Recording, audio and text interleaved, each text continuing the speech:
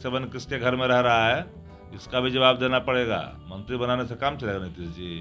Crime, corruption, communism, कहाँ चला गया आपका कमिटमेंट? ये कोरोना घोटाला करके जो मोटा हुए हैं लोग ना, तो उसका कौन देगा जवाब? व्यापक भ्रष्टाचार, आर्थिक तंगी, महंगाई, ये सारे सवाल होंगे ना।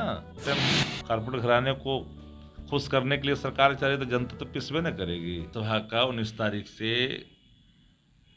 वो 22 से चलेंगे, क्योंकि 19 तारीख को तो शपथ प्रतिज्ञान और शोक के बाद सभाएं बंद हो जाती है। तो 22 तारीख से बजट सत्र में जो भी सवाल आएंगे उन सवालों को हम लोग बड़ी ही गंभीरता से प्रतिपक्ष होने के नाते सकारात्मक रुख अख्तियार करते हुए सदन में हमारी महती भूमिका होगी। वो सवाल जो मुंह बाए खड़े हैं, खास कर करके जो भ्रष्टाचार हो, अपराध हो, इन सवालों को मजबूती से उठाएंगे। हम सरकार से अपेक्षा भी करें कि सदन के अंदर में सरकार तैयारी करके, मुझे अफसोस है कि नए नवेले मंत्री समूह में 18 दागी हैं, उस दंश को भी सरकार को भुगतनी पड़ेगी, उसका भी जवाब देना पड़ेगा। AK-47 किसके घर में रह रहा है, इसका भी जवाब देना पड़ेगा। मंत्री बनाने से काम चलेगा नीतीश जी?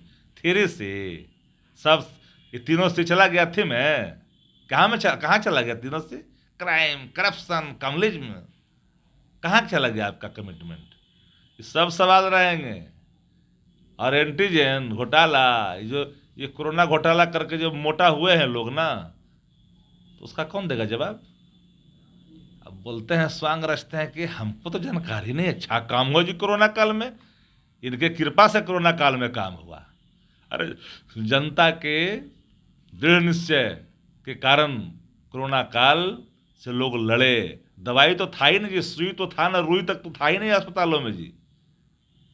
जब कोरोना का प्रभाव कम हुआ, एंटीबॉडी होते गया, बिहार की जनता जो मजबूत खाते पीते में है उसके चलते बच गया जी। तो अस्पताल में ढेर लगे होते, अपने निकले थे क्या 90 दिन से घर से बाहर? सब सवाल सदन के अंदर में उठाएंगे।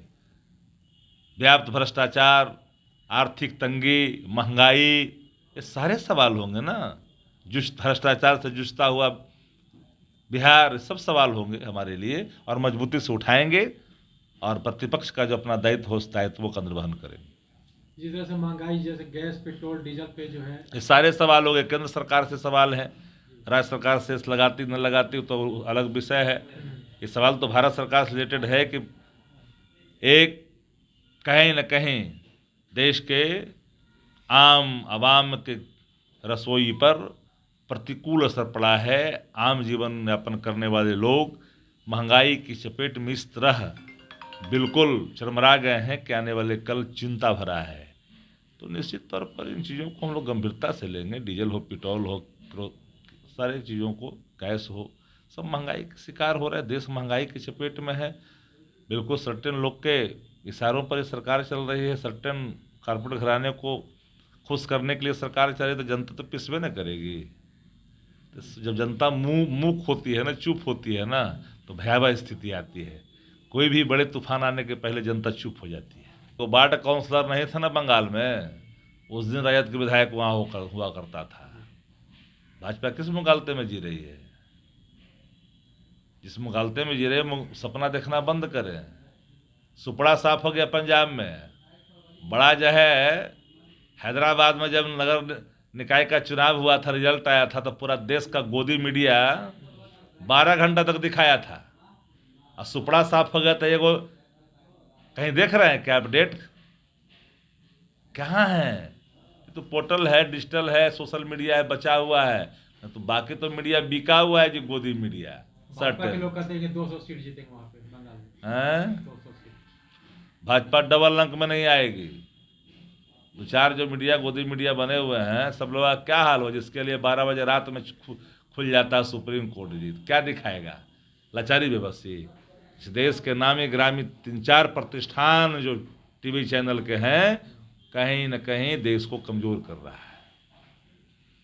तो ये जो दावा किया जा रहा है कि 200 सीट जीतेंगे, उसमें कोई दम नहीं तब तरीके डबल अंक में एवे नहीं करेगा, दूसरा कहाँ से? तड़ीपार लोग का वहाँ आभा बना रहे हैं, कहीं का मिट्टी, कहीं का गारा, कहीं का बालू, कहीं का सीमेंट लगा कर चाहते हैं कि वहाँ हम कुछ प्राप्त करें। संभव है क्या?